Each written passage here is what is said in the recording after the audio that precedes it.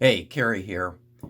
Had an experience this weekend which kind of woke me up as to how difficult a business real estate is, and as far as that goes, how difficult any sales position is, and particularly to get started in it. I got a email from a young lady, we'll call her Hannah, who had just started in real estate. She had paid all her fees to take the test, to get registered with the MLS. She had joined a brokerage and had started going to some training at the brokerage and was a bit frustrated. She wrote me and asked me if I would sit down and talk with her, and she had seen some of my videos. So I met with her for about, I guess, about an hour earlier this week. And the first thing she said to me is, "This is a lot more difficult business than I thought it was." And she shared that she was 21 years old. She didn't have a lot of self confidence. She had just recently moved to the Birmingham area. She was having a very difficult time getting started in real estate. As she says, "I have no sphere of influence." She says, "I'm not really comfortable making cold phone calls. And I'm wondering if I'm right for the business." And so I started sharing with her my thoughts on the business, and that I thought that she needs to pick an area that she wants to work in. And then, as in some of my videos, I talk about creating your most wanted list, and creating a direct mail campaign, and building an email list. And I could see that as I was explaining this to her, she was taking it all in, but I didn't know. I said, "How easy is it going to be for this person who has probably never been in sales to make it in this business?" And I came home and I thought about it, and I said, "Now I know why 80% of the people who get into real estate fail at it within 18 months. And Hannah probably won't even last 18 months because she doesn't have a sphere of influence. Parents, grandparents, aunts, uncles, cousins, schoolmates, fraternity or sorority sisters, whatever, that she can reach out to, and they can say, "Well, we want to help Hannah, and so we're going to list our house, or we're going to buy a house from her." She doesn't have that. So her odds of success are totally on her shoulders, of her guts and grit to get through the business, and to learn and to make from it. And that she can adapt to the methods that her broker is teaching her.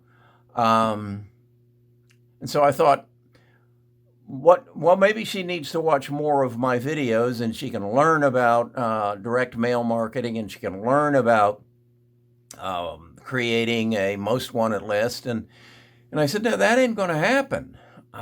She needs a plan, a step by step. This is what you do on day one. This is what you do on day two. And when you get done with those two, come back and we'll talk about the next step in the plan.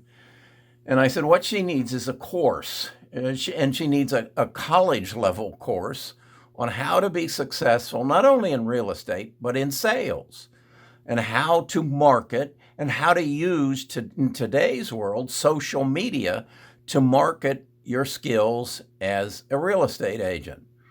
And so I thought, well, I'm going on a cruise. My wife and I are celebrating our 53rd wedding anniversary. We've done this for the last 3 years. And I was thinking about a project as to what I might be able to do, and maybe I could design a course. So I came to my office, and yesterday I started putting some ideas together as to what a course might look like. And I'm doing this video and sending it out to you, because what I would like you to do is, I'm going to run through, I think it's about 17 modules in my course, and I'm just going to run through them quickly and kind of give you an idea what I'm thinking about. And then what I'd like you to do is in the comments, add anything that you think I've overlooked and what someone should do to be successful in real estate. The first module is just what I call introduction to the course, and it's basically me setting out what my goals are for you as a student to succeed in the course. The second module was about me, and I've decided I'm not going to do that. I'm going to push that down to the last module. The least thing that's important in this is about me. And then the third is relative to something that I firmly believe in. The biggest obstacle to your success is you. And this goes into my belief that we're all programmed to succeed. Our mother, our father, our teachers, they all wanted us to succeed, and we're programmed to succeed. But we have this unwanted roommate that lives in our head that tells us all the time we can't. And that's the lead-in of most of the things that this roommate talks about. You can't do that. You won't be successful at that. You're not qualified to do that. Well, the first thing you got to do is get rid of that roommate, or more importantly, program that roommate to not say I can't, but this is my goal and this is what I'm willing to do to succeed at. And that's really key in my life. I know what I can and can't do. More importantly is what am I willing to do? And I think the best way to address that is every day I come to my office 7 days a week. It's in my home, but every day I go through a routine. I go through my hot list on my MLS, and I look for expired listings. I look for houses that I would want to sell, and I put them on my 100 most wanted list, and then I update that list to keep it at 100. So if somebody I wanted to sell and somebody else sells it, it comes off of my list. So I have a routine. I know that every month I'm going to spend, I think so now, $57 on 100 stamps to meet people. Every week I make at least 2 videos that then I send out. So that's a mindset. I also know that I'm going to set goals and I'm not going to achieve them. And so I have to, in essence, embrace that uncertainty so that I know it's going to come, and I know that if I can conquer it, I'm conquering it where other people won't. That I am ruthless enough to stay at it, that I know that if 100 people start the race, only 5 are going to finish it, and I'm going to be one of the 5. So the worst I can do is finish in 5th place. So that's really my first heavy module. Then I think my next module is understanding the world that you live in, and become the smartest person in your field in the mechanics of the world you live in. And this to me is understanding demographics, understanding geopolitics, and understanding in my case, and again I believe the baby boomer generation, the baby boomer sell off, the baby boomer die off, the millennials, the Generation Xers, the Generation Zs, and understanding how they're going to affect not only the real estate market, but if you're a car salesman, if you're a doctor or a lawyer, how they're going to affect your market and how you can address that market to give them valuable information so that they'll want to do business with you. So then my next module is the sales funnel. Understand how, if you don't know me and I want you to use me as a salesman, what I have to do. And that is first make you aware of me, build some interest in that you're interested in me, build some trust, create some engagement, and then purchase or employ, and then finally build loyalty. The next module is building a brand. You see, I don't believe that I'm selling myself. I believe I'm selling my brand. And that's partly because I'm 75 years old and I want to build a business that will live beyond me. Whether I leave it to my grandchildren or I sell it to someone else, I'm building a brand. I'm not building Kerry Grinkmeyer Real Estate. I'm building Best of US. And I want to explain that in my course. Then, most important, not most important, but next important is how do you build an email list? And I go into great detail that there's parts of your email list. There are the people you want to do business with. There are influencers. These are the people who will influence other people who might end up doing business with you.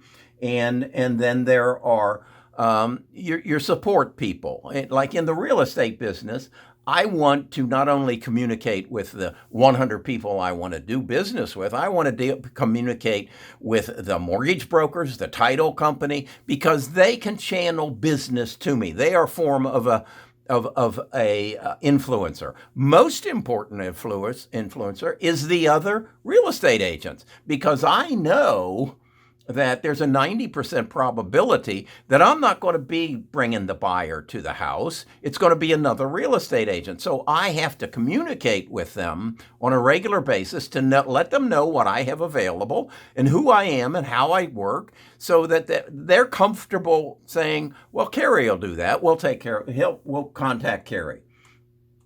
Then, as I said to Hannah, what can you do to set yourself apart from the other 3,862 agents in the Birmingham market? And she said, I don't know. I said, well, that you have to create a unique value proposition. And as I said to her, my unique value proposition is I'll show up for every showing. I'll also be more knowledgeable than anybody else in this market, about the statistics, and then I'll do a video on every house that I list, and I'll distribute it through the multiple channels that I have to distribute that video. That's my unique value proposition. And I said to Hannah, you have to develop one. If you don't have an existing market of people who love you, that want you to buy and sell their houses, you just got to come up with a unique proposition that the people who do know a real estate agent that they like or love and haven't been successful will say, well, I need to hire Hannah. She does something different. Then I get into, how do you create a Facebook page? You know, we all are told to create a Facebook page, but how do you actually get on the computer and create it? And then how do you make postings? And then how do you use it? Is it an effective tool to spend money on it to advertise? I personally am not too excited about it. I think it's turned into a magazine full of ads and a few articles that I want to read. How about LinkedIn? LinkedIn is a marvelous tool, particularly when you're starting out, to have a vehicle to get your name out in front of people, and people that are possibly the kind of people that you want to work with. And then what's on the top of my important list right now is to build a YouTube channel. To me, I remember when cable TV first started happening. It was back in the late 60s, I think, that first cable. And what YouTube is my personal TV station. Just like right here, I now have 1,000 subscribers. I have roughly 7,000 people who come to my YouTube channel and watch one of my videos every month. That number will grow dramatically over the next couple months as I monetize my channel and Google and YouTube recognize they can make some money off of me. It's amazing. I've been doing it for 8 months. I was showing a lot yesterday, and the other agent that was there with the buyer said, yeah, this guy's quite a character. You ought to see his YouTube videos. And the buyer said, where would I see his YouTube videos? And I handed him a card and said this, I'm becoming a personality in my community. It's just as if I was one of those lawyers that are on TV that says, call me when you get hit by a truck. what I'm saying in a roundabout way is call me when you want to sell your house. Call me when you want to buy a piece of property. I'm becoming a celebrity. I am known by the agents because they're all on my email list. And I send them a video at least once a week. Now, do they all open them? Do they all look at them? I get about a 25% open rate, and then I get about a 5% click-through rate. So, and think about this. They may not watch my commercial, but they know who I am. And that's one of the things I think I need to teach within my course. How I did it, how I set it up, what I do, and how I have created an awareness of what I do in the community beyond my sphere of influence. And I think that's what Hannah needs to do. Create a direct mail campaign. I don't like postcards. I like letters. But I only send it to 100 people. And that 100 people I rotate through when I think they are a potential.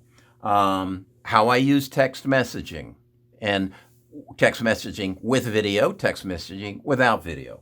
A dedicated website. I have a dedicated website, bestofushomes.com. I blog. Quite often what I'll do is I'll do a video, and then I'll transcribe that video into copy, and I'll put that up as a blog post. So now I'm not only getting searched on YouTube, I'm getting searched on Google as well. And my analytics on YouTube tell me that about 20% of the people who come to my YouTube channel come through Google. So I'm using Google, Google as well as I'm using YouTube. After that, follow up. It's just like I got a call last night. And he's a gentleman who's interested in buying a house in a property that I'm developing. He wants me to build a house for him. And the first thing I did was, what is your email address? I immediately put that email address into my constant contact mailing sheet. So any email I send from this point on that is appropriate for Hampton Gates, he'll get a copy of it. So and he wanted some the plot map. He wanted I sent him 2 of the videos that I've done on Hampton Gates, and then I sent him some renderings. So I constantly am following up, and that's part of every day I come into my office. What is my to-do list? What do I have to follow up on to fulfill the obligations that I've created the prior day? Okay? So that's something that Hannah has to get into the habit. She needs to know what she needs to do every day. How to write a book. Have you ever thought of that? I went to the social media marketing conference, I believe it was, 17. And Chandler Bolt stood up and he said, if you want to be recognized as the expert in your community in whatever you do, you must write a book. Well, that's what I did. I wrote a book, and I don't sell a tremendous amount of it, but it's on every one of my emails. It shows that picture of that book. And so everybody that I email, like the guy who called last night, I will email him the plot maps, the renderings, the stuff that he asked for. And on the bottom of that email is a picture of the cover of my book. And think about how many emails do you get from somebody who has written a book? What is your thought about somebody who has written a book on the field that they're representing? What if I was a car salesman and I sold Porsches and I sent out an email, and on the bottom of my email, it said something like, the best cars to drive for whatever your personality is. And it was a book. I don't care if I'm not even interested in it. I'm impressed. So how to write a book. Then I have one called my listing appointment. What do I say before? What do I do before? What do I say at the listing appointment? And how do I represent myself as someone different than any other agent that might show up at that person's house? How do I make them want to do business with me? One of the things I might do is hand them a copy of my book. I mean, think about it. My book, I think it cost me something like $5 to get. I can buy them. It's published by Amazon. Actually, they're published on demand. They don't print it until somebody orders it. And I can buy them as an author for $5 a piece.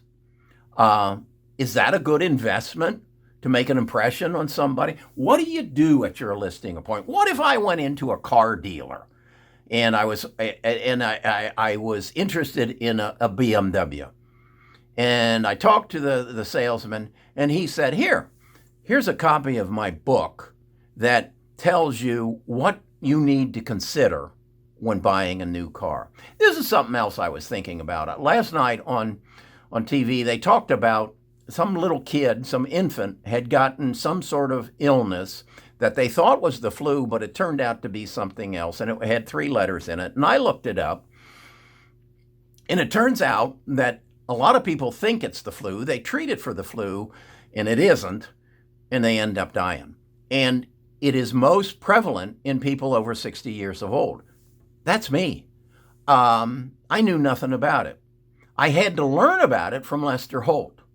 Why didn't I learn about that from my doctor?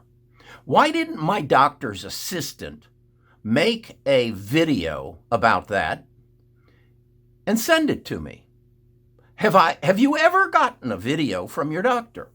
They have your email address. They know who you are. They know what your health situation is. Why aren't they sharing their information? Why do I have to get it from Lester Holt? That's nonsense. My dentist, I've never gotten an email from my dentist.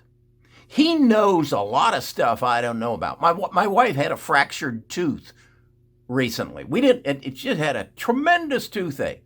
When he went and found it, why didn't he immediately send me a video on fractured tooth?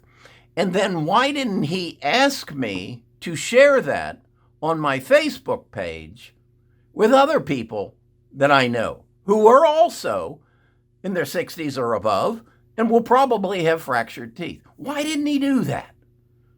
Why doesn't he put that on his Facebook page rather than the party they had for the girl who turned 45? I don't care about that. I care about my health. Why isn't my doctor, my dentist, my real estate agent, why aren't they sending me videos to make me smarter? Why isn't Hannah doing that? Well, that's what I got a teacher to do. Then the last module in my course is going to be how technology is going to change your career. And I didn't say real estate because it's going to change every career. Just as I explained that my doctor should be sending me a video on this new disease. My wife had crystals in her ear that was giving her vertigo. We went and his medical assistant, Paige, explained it perfectly to her and gave her some exercises. But why didn't she then send Nita a video and say to Nita, share this with your friends on Facebook who are your age? Most of the people on our Facebook page are. And why didn't she do that to market their practice better? Again, the dentist thing. Why don't they do that? Well, I don't think I know that's not being taught in medical school, and I know it's not being taught in dental school, and it's not being taught in real estate school or auto sales school. Whatever you're selling, YouTube, email, Facebook are television of yesteryear. And unlike the lawyer who is using the television, it doesn't cost $1 million a month to inform your public, your target market, of what you know that they don't know that would improve their lives. That's what sales is all about. Solving problems and improving lives. And so I'm going to build this course. When you get this video, I will be on the cruise ship. So I will be working more diligently on what exactly I'm going to say, build the script, how I'm going to do it. It'll take me a couple months to do it. But in the meantime, I'd like you in the comments to tell me other things that you think I ought to put in this course. I'd also like you to share it on your Facebook page, on your share this video on your Facebook page, on your LinkedIn page, so that we can, again, it's crazy to me that this knowledge is out there and so few of us know about it, and those of us who do know about it don't share it. I don't care if you are a better real estate agent to me in Des Moines, Iowa. You're not my competition. I actually don't care if an agent or 57 agents here in Birmingham see this video and say, hey, I want to take Kerry's course and be better at it than he is. I don't care. I just want to share. And then in return, I expect you to share with me. We're in this together. There's only one thing I'm real sure, two things, I guess. It's taxes and death. So with those two things in mind, and particularly number two, why not make the best of it? Why not be happy every day, knowing that you made somebody else's life better, knowing that you're making a contribution, knowing that after you're gone, think about this. I think I've made now about 250 videos. You won't be able to get rid of them after I die. They'll be there forever. Kerry Grinkmeyer will be remembered forever, just the way Jimmy Stewart is, just the way Elizabeth Taylor is, because I've created something and I'm leaving it behind, and it's of value, and I'm sharing it. Before YouTube, you didn't have this opportunity. And if you don't take advantage of it, shame on you for being so stupid. Okay, that's the course I'm going to build. I'm going to sell it to you because, again, the other thing that I know is if I give it to you, it's worth nothing. Exactly what you paid for it. If I charge you $1,000, it's worth hell of a lot. Probably won't charge you $1,000, but that's what I'm doing. I want your help, and subscribe to my channel, share my videos, and let's grow together. Okay, this again, I say this too often. This is exciting.